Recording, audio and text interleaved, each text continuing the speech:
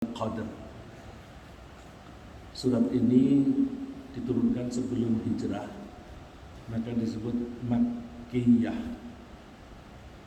Jumlahnya hanya 5 ayat. Ada sebagian ulama yang mengatakan ini Madaniyah, tetapi umumnya para ulama menganggap ini Makkiyah, turun sebelum Rasulullah SAW hijrah. Surat ini biasanya dibahas ketika kita masuk ke bulan Ramadan. Mudah-mudahan Allah memberi kita kesempatan untuk hidup dengan sehat pada bulan Ramadan yang akan datang. Allah berfirman, A'udzu billahi minasy syaithanir rajim. Bismillahirrahmanirrahim. Inna anzalnahu fi lailatul qadr. Wa ma adraka ma lailatul qadr. Lailatul qadr khairum min alfi syahr. Tanazzalul malaikatu war-ruhu fiha bi'izni rabbihim min kulli amr. Salamun hiya hatta matla'il fajr. Al-Qadr diambil dari ayat yang pertama. Di situ ada kata Al-Qadr. Inna anzalnahu fi lailatul qadr. Sesungguhnya kami telah menurunkan Al-Quran pada malam Qadr. Lalu apa arti Al-Qadr itu? Ada yang mengartikan Al-Qadr itu dari kata Qadara yaqdiru qadran, artinya berpuasa. Berarti Lailatul Qadr, malam kekuasaan Allah, malam di mana Allah melaksanakan kekuasaannya.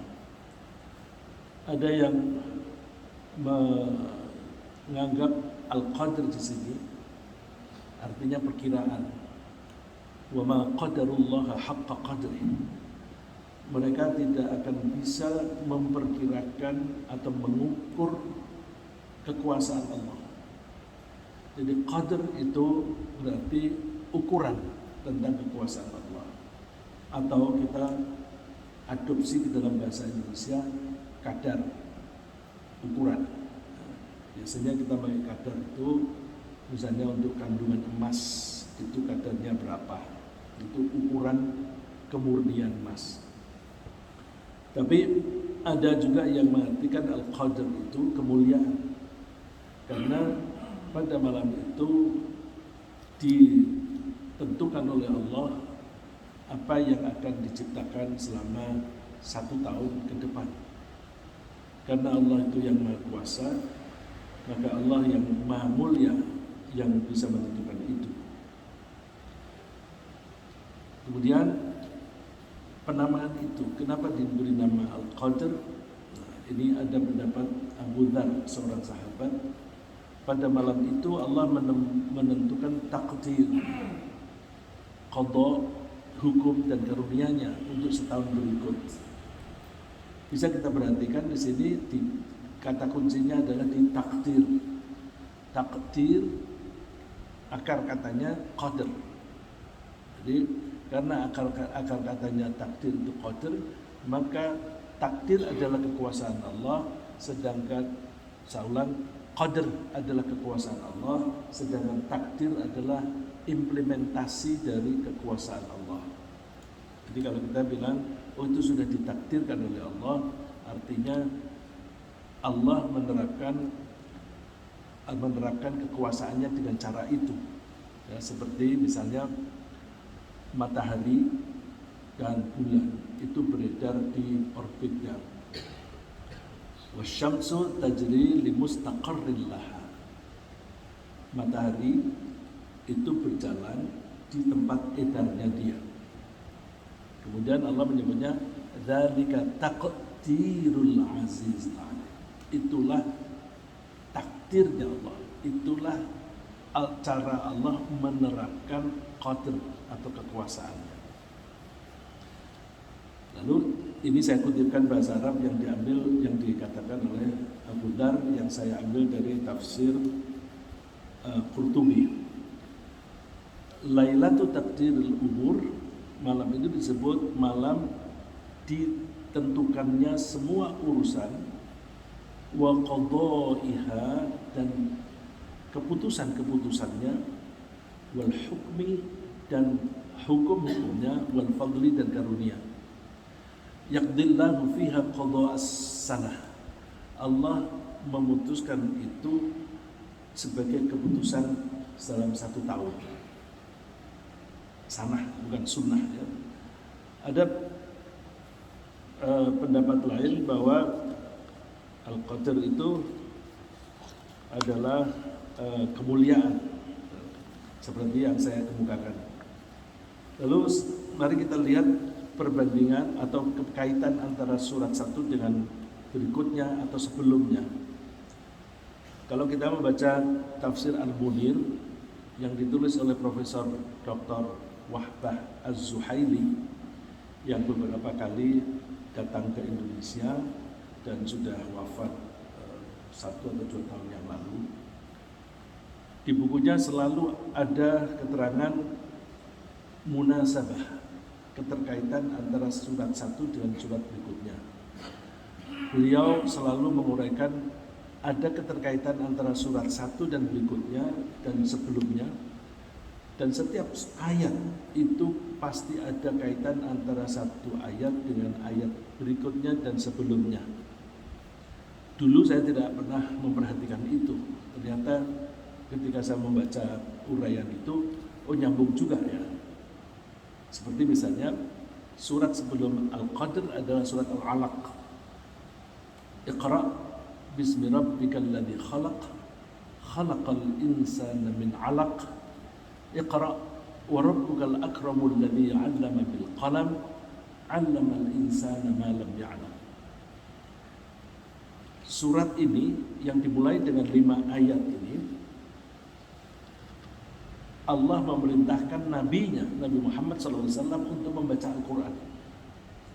Ketika membaca Al-Quran harus atas nama Tuhannya atau dengan nama Tuhannya. Tidak boleh membaca Al-Quran atas nama apapun. Jadi membaca Al-Quran harus hanya atas nama Allah. Tidak boleh membaca Al-Quran atas nama uang, atau atas nama jabatan, atau atas nama pujian. Membaca Al-Quran ya hanya karena Allah saja. Tuhan Allah itu adalah Tuhan yang menciptakan, Al-Khalaq, Alladzi Khalaq, dan yang mengajari manusia apa yang mereka belum mengetahui sebelumnya. Jadi di ayat Iqra ada perintah supaya Rasulullah dan juga kita umatnya untuk membaca Al-Quran. Lalu di surat berikutnya, surat Al-Qadr, kapan Al-Quran itu diturunkan? Apa artinya turunnya Al-Quran itu? Diterangkan oleh Allah, inna anzalnahu fi lailatul qadr wa ma adraka ma lailatul qadr, dan seterusnya. Jadi Allah menerangkan bahwa awal diturunnya Al-Quran itu yang disebut malam Qadar, yang dimuliakan karena turunnya Al-Quran. Allah memuliakan Al-Quran itu dengan, dalam bahasa kita, simbol ya, dengan tanda-tanda bahwa Allah itu berbagi bonus besar-besaran. Seseorang yang beribadah hanya dalam 1 malam saja, yaitu malam diturunnya Al-Quran, maka dia akan memperoleh pahala yang lebih baik, bukan hanya sama, lebih baik daripada beribadah selama 1000 bulan. 1000 bulan itu kira-kira sama dengan 83 tahun 4 bulan. Jadi ini saking mulianya Al-Quran, sampai Allah menawarkan bonus di malam memperingati turunnya Al-Quran. Bukan hanya bonus, supaya kita selalu ingat bahwa Al-Quran ini penting dan Al-Quran diturunkan untuk kita. Allah mewajibkan kita untuk berpuasa selama 1 bulan penuh. Jadi pada malam diturunkannya Al-Quran, Allah menawarkan bonus besar-besaran. Di bulan diturunkannya Al-Quran, Allah mewajibkan semua orang mukmin di seluruh penjuru dunia untuk berpuasa 1 bulan penuh dimanapun mereka berada. Itu begitu mulianya Al-Quran. Jadi kita berpuasa karena kemuliaan Al-Quran, dan kita mendapatkan bonus besar-besaran karena kemuliaan Al-Quran. Mari kita bahas ayat ini satu demi satu. Inna anzalnahu fi lailatul qadr. Inna, sesungguhnya kami, sesungguhnya, karena ini asalnya inna sesungguhnya, na kami, terus digabung satu nunnya dibuang. Inna na itu nunnya 3, inna nunnya 2, tambahin na yang ketiga, terus disederhanakan, yang satu dibuang menjadi inna. Anzalnahu, kami telah menurunkannya. Ini belum dibahas apa-apa sudah dibilangnya. Jadi kadang-kadang kita itu berbicara belum menyebut kata bendanya, tapi kita sudah memakai kata ganti. Kami telah menurunkannya. Apa itunya? Coba, kalau misalnya kita ada teman yang bilang, aku ketemu dia tadi. Dia itu siapa? Enggak tahu ya. Suka-suka kalau tanya Pak Iwan, lebih tahu. Aku ketemu dia tadi. Siapa itu dia? Nah, ketika kita menyebut kata ganti, dia tanpa menyebut kata bendanya, itu berarti sudah dimaklumi secara bersama.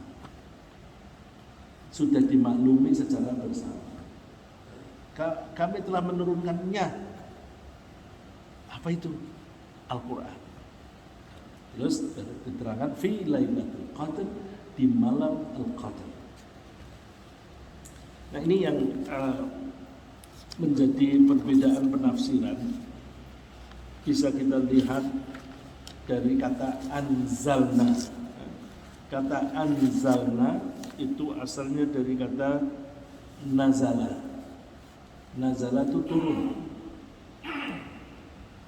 Ketika nazala ditambah tasdid menjadi nazzala, artinya menurunkan.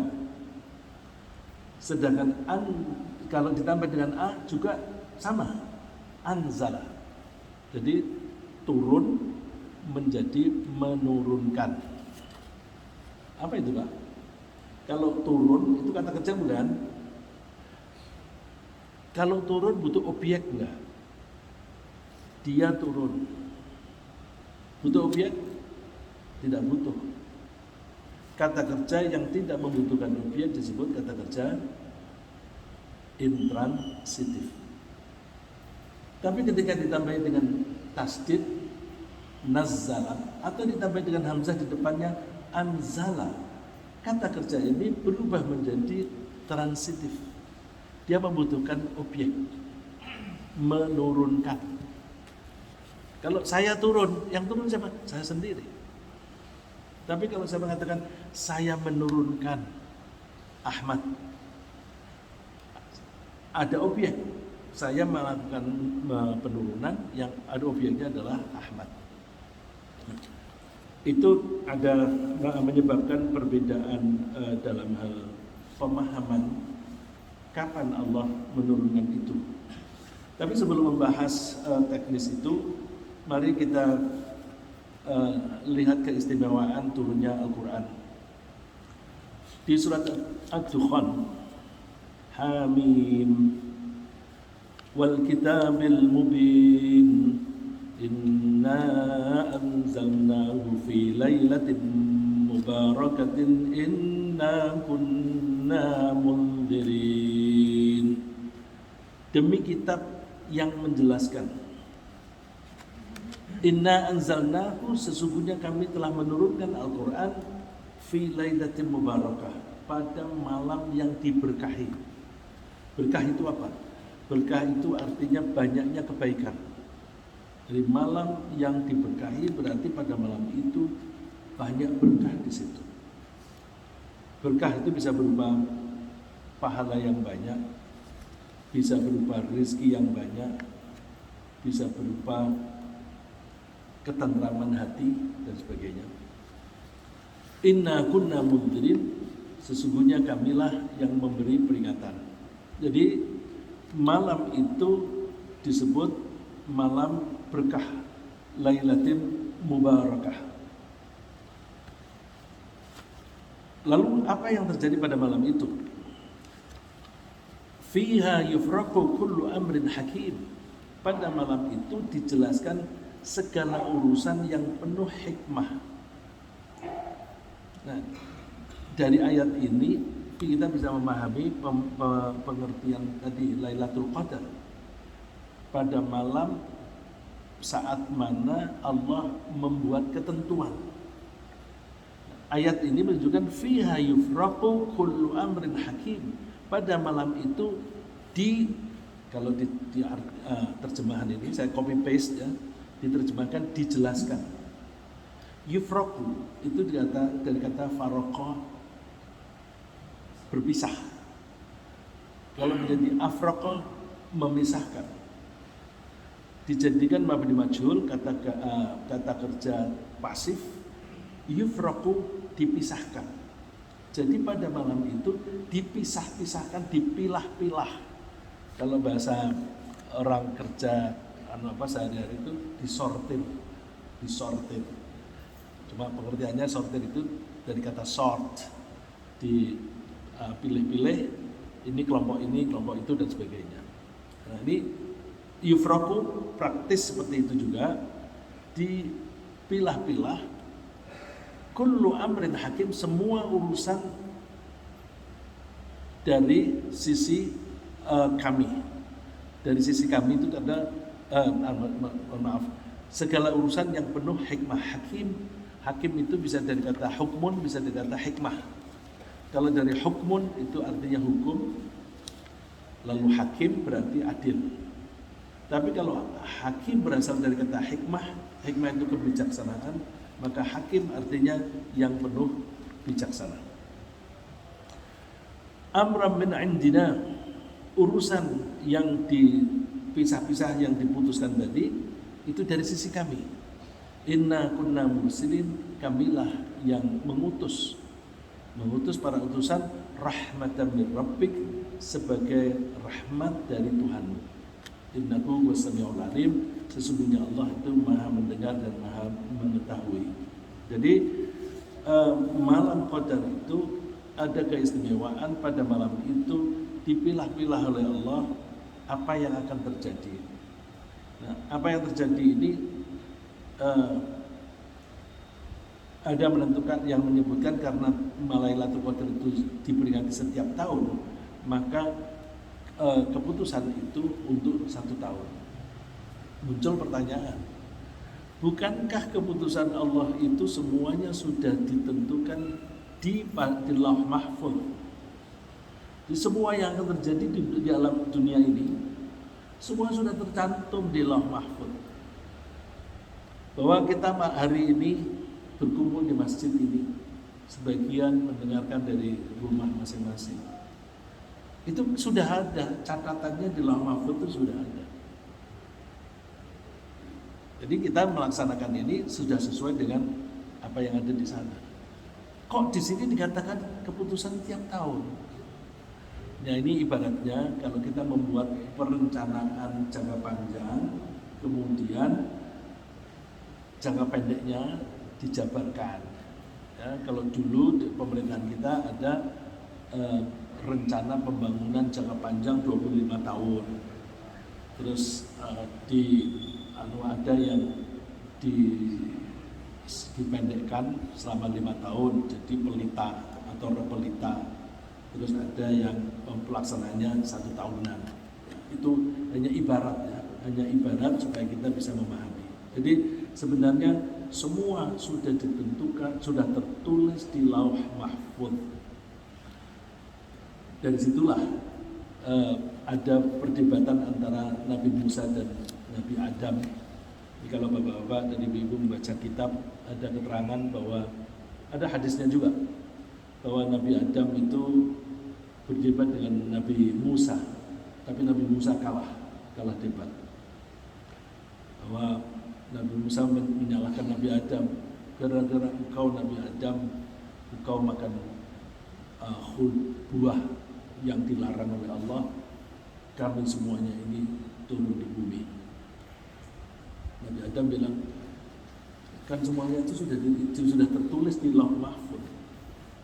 Apakah aku bisa mendahului keputusan itu? Saya tidak bisa mendahului, sudah ditentukan oleh Allah. Dari situ maka Nabi Adam berarti menang di dalam perdebatan dengan Nabi Musa. Baik, saya tidak berlama-lama di situ. Nah, malam yang berkah itu adanya di bulan Ramadan, karena Allah menyebutnya di surat Al-Baqarah, Syahrul Ramadan alladzi unzila fihi al-Qur'anu hudan lin-nasi wa bayyinatin minal huda wal furqan. Bulan Ramadan adalah bulan yang di saat itu Al-Quran diturunkan untuk memberi hidayah kepada manusia dan untuk memberikan penjelasan terhadap petunjuk Allah, dan sekaligus Al-Quran itu menjadi pemisah antara yang benar dan yang salah, antara yang baik dan yang buruk. Faman syahida minkumus syahra falyasum. Maka siapa yang menyaksikan di antara kalian bulan Ramadan, hendaklah dia puasa. Menyaksikan bulan Ramadan berarti dia hidup pada saat itu.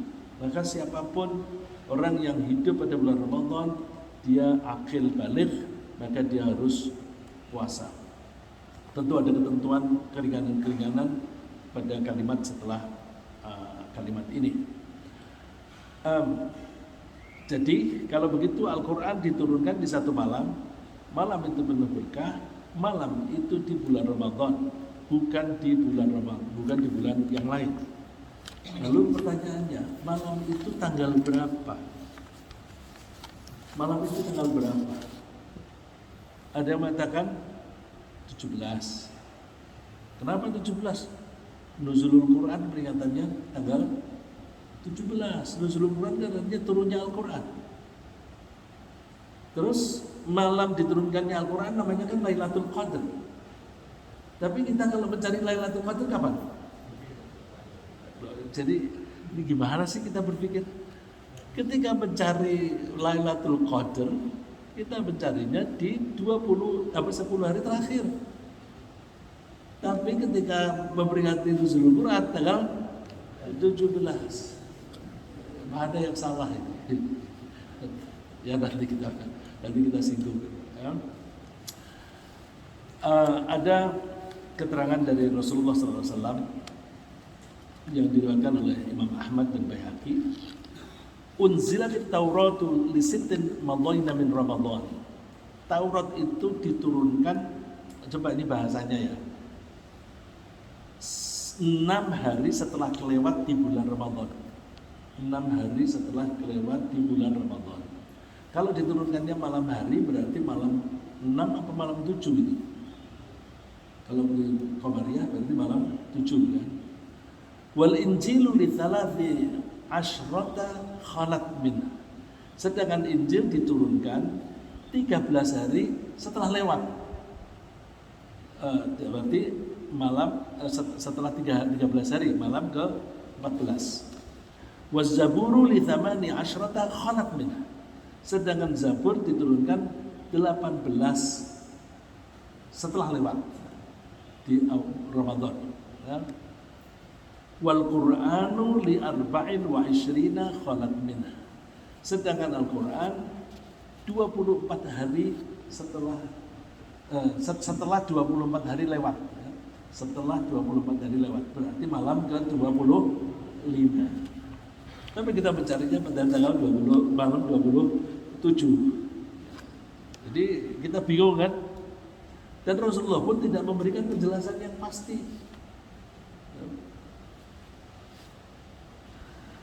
Apakah tanggal 17 Agustus, 17 Ramadan? Ini kita peringati. Orang yang mengatakan bahwa Al-Quran itu diturunkan pada tanggal 17 Ramadan, rujukannya ayat ini. Wa'lamu annama ghanimtum min syai'in fa anna lillahi khumusuhu wa lirrasuli wa lidhil qurba wal yatama wal masakin wa ibnis sabil. Wa ibnis sabil in kuntum amantum billahi wa ma anzalna ala abdina yawmal furqan yawmal taqal jam'an. Ketahuilah bahwa apapun yang kalian mendapatkan rampasan dari perang, maka Allah dan Rasulnya mendapatkan bagian 1/5. Tradisi zaman dulu, kalau ada perang, maka yang menang berhak mengambil kekayaan yang kalah. Bahkan orangnya juga ditawan. Nah, yang ditawan itu bisa dilepaskan begitu saja, bisa dilepaskan dengan tebusan.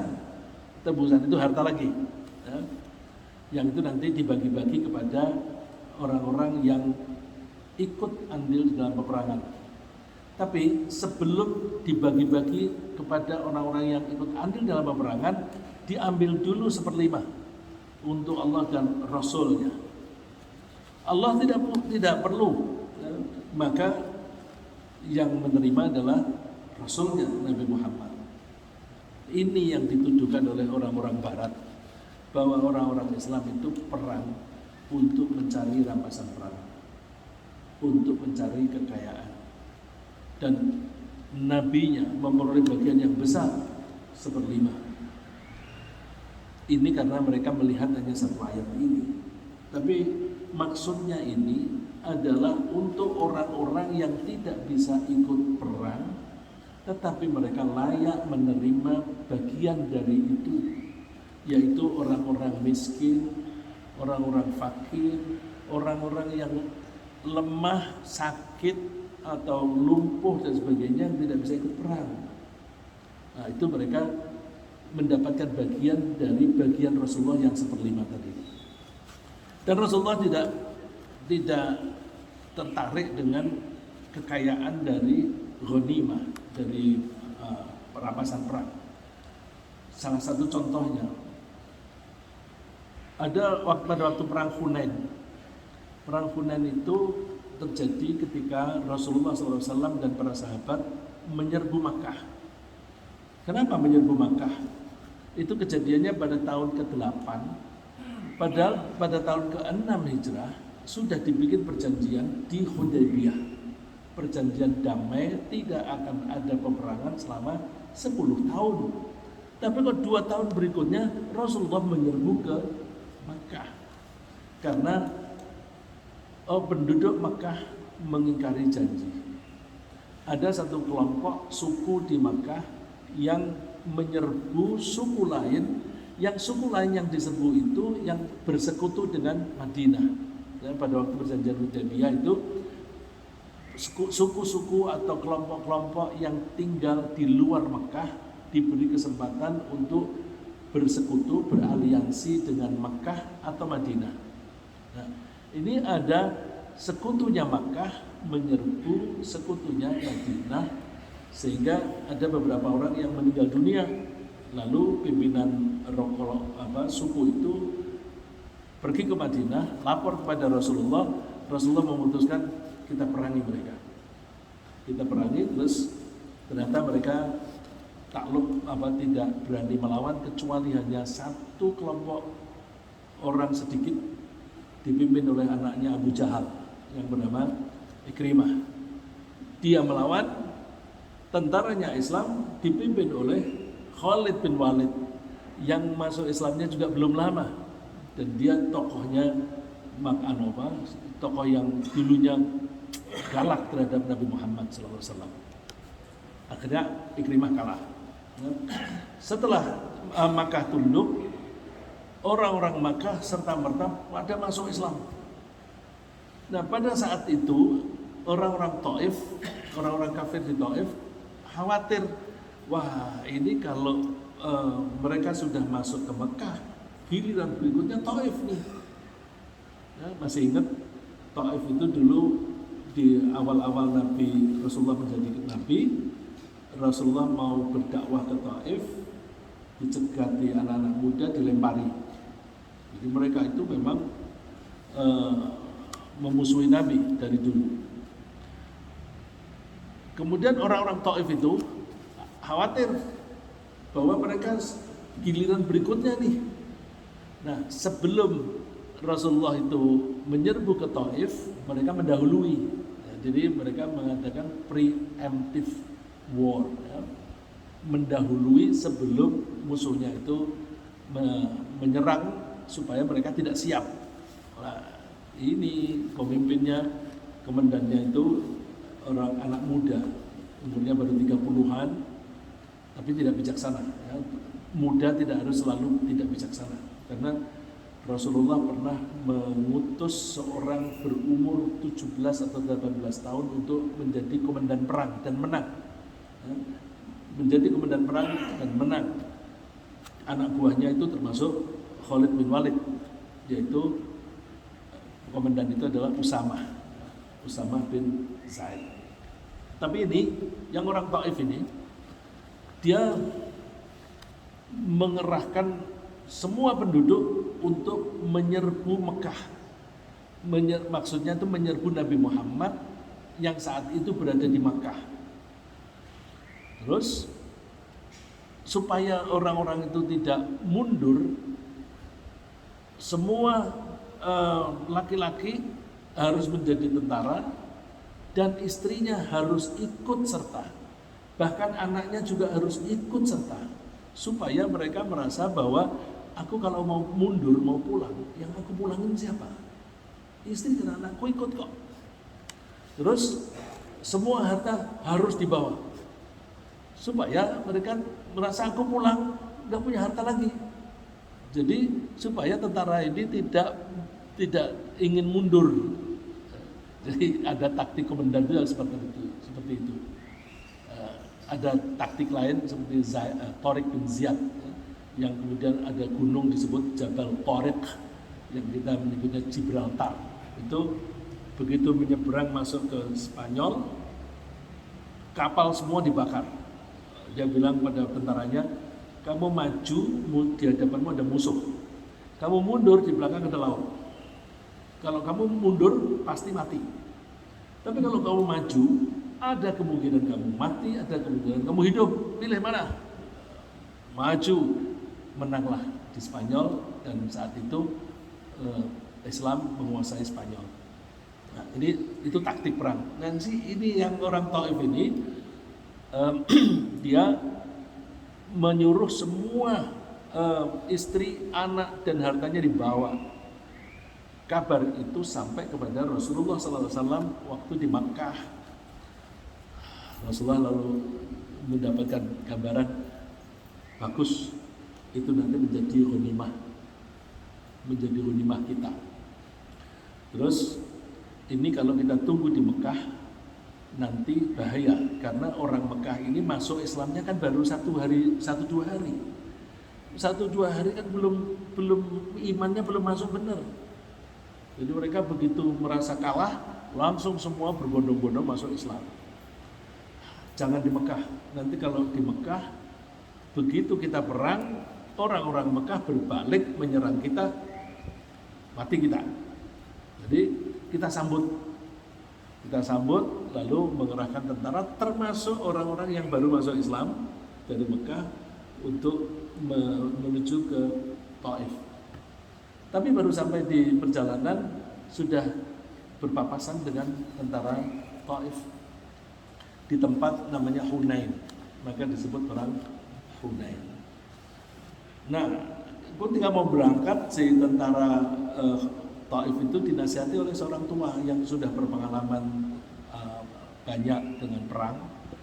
Kamu kalau menang melawan Muhammad, berhadapan-hadapan langsung, pasti kamu kalah. Pasti kamu kalah. Terus gimana? Pakai ambush itu bahasa Inggris ya. Penyergapan. Jadi kamu sembunyi, tentara-tentaramu sembunyi di bawah pohon, di balik pohon, di balik batu. Terus ketika tentaranya Muhammad itu lewat, muncul kalian mendadak, mereka kewalahan. Benar, itu dilakukan. Tentara yang maju ini orang-orang Mekah yang baru masuk Islam, imannya belum kuat. Begitu kaget, lari itu tentara. Tentara lari, Rasulullah tinggal sendirian dengan beberapa sahabat. Ya, sahabat bisa dihitung. Ada Abbas, ada Abu Bakar, ada Umar. Terus Rasulullah mengajak mereka ini yang sedikit ini ke atas bukit. Abbas, suaramu kenceng. Kamu teriak, panggil Muhajirin dan Ansor. Panggil Muhajirin dan Ansor. Kalian kan pendukung Nabi Muhammad sejak dari awal. Ayo kemari. Rasulullah menunggu di sini. Jadi yang maju lagi sedikit, tapi yang militan menanglah peperangan itu. Terus mendapatkan rampasan perang yang banyak sekali, luar biasa banyak. Nah, saya kembali ke ghanimah tadi. Rasulullah itu karena 1/5 bagiannya banyak. Sebagian dari bagiannya Rasulullah, baru sebagian dari bagiannya Rasulullah itu kambing yang ratusan atau ribuan, karena digambarkannya itu antara bukit satu dan bukit yang lain. Itu lembahnya itu kambing yang semuanya bagian untuk Nabi. Terus ada seorang Badui, kepala suku Badui itu melihat bekas perang setelah perang itu usai. Dia melihat kambing sebanyak itu, melongo. Kenapa kamu heran ya? Heran? Iya, aku heran. Sebanyak itu, semua untuk engkau. Kamu kepengen? Ambil. Bener? Ambil semua sekarang. Semua diambil, dikirim pulang. Begitu sampai kampungnya, dia bilang, hai masyarakatku, masuk Islamlah kalian semua. Aku telah ketemu seseorang yang membagi kita kekayaan. Dia tidak takut miskin. Dan kita juga dengan kekayaan ini menjadi tidak takut miskin juga. Terus mereka pada kembali lagi kepada Rasulullah dan masuk Islam. Pada saat itu posisinya ada di tempat Mikot. Kalau kita dari Mekah mau umrah, kita keluar dulu. Di mana itu Pak daerahnya Pak? Tan'im, di daerah Tan'im di situ. Nah, jadi kalau Rasulullah itu mendapatkan bagian dari ghanimah bukan untuk kekayaan pribadi, tetapi untuk masyarakat. Ya, untuk masyarakat mana yang perlu. Dan ini sekaligus dalil bahwa sedekah kepada mu'allaf. Mu'allaf itu tidak harus sudah masuk Islam. Ini kan belum masuk Islam. Itu dianggap mu'allaf. Dan dengan itu mereka masuk Islam. Karena kita menganggap mu'allaf adalah orang-orang yang sudah masuk Islam, akhirnya teman-teman kita yang miskin, yang miskin itu banyak terlantar, tidak kita beri, lalu yang memberi orang-orang agama lain. Ketika diberi oleh orang agama lain, kita anggap, wah ini kristenisasi. Salah siapa? Kenapa bukan kita sendiri yang menyantuni? Karena kita telat didahului oleh orang lain. Maka mu'allaf itu artinya orang yang perlu hatinya dijinakkan. Dan bisa juga orangnya itu ini kayaknya bisa nih dikasih sembako, nanti diajak Islam gitu. Ya.